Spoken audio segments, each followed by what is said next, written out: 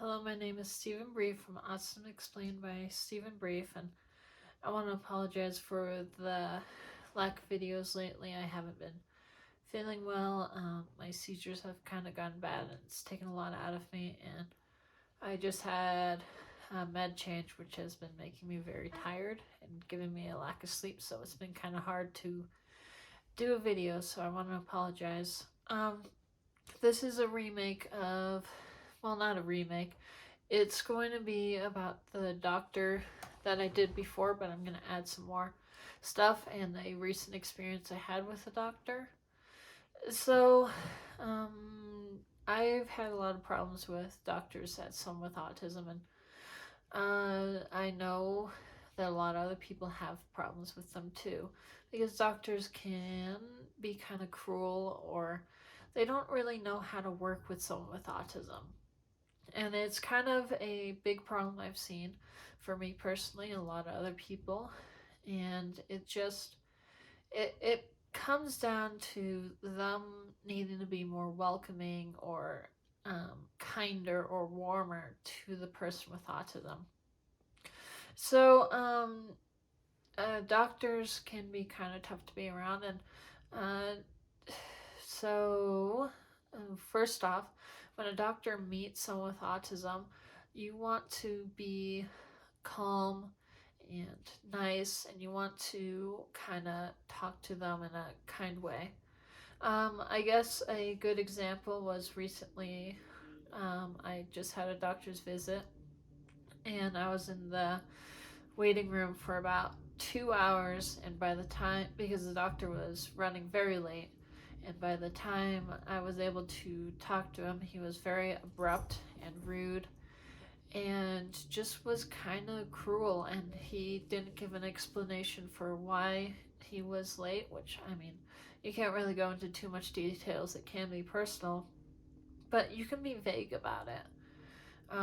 He was short with me. I had questions and he answered in a rude way, and it was not a fun experience. And it's just, I have such a hard time with doctors because I have bad experiences with them. So, and then it's not all bad. I recently had a doctor's visit, I think it was about a month ago, so, which technically isn't very recent, but she was kind. It was a new doctor. They were kind and nice. So the tips for doctors is that you want to be kind and greeting. If for someone, particularly someone who is younger or on a part of the spectrum that makes it harder to explain and understand social cues, you want to be welcoming. You can offer music to them. You can kind of talk to them kindly.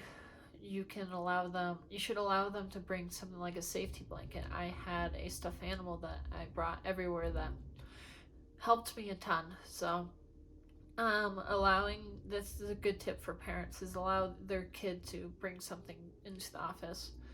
For a doctor, you want to explain things in a logical way. You don't want to be vague about things. When you are performing certain tests, you want to explain them in a logical way and kind of go into detail as to how it will help the kid. Another thing is try to make them comfortable in your office. Maybe show them around, show them some of the tools you use. And that's another way. Offering fidgets is a good way. I don't know if gum is allowed in our office, but um, like a fidget would be great. So rubber bands or anything that they can play with while they're kind of talking or the parents are talking to you. There are some other things. It just comes down to really just be friendly and kind to the kid.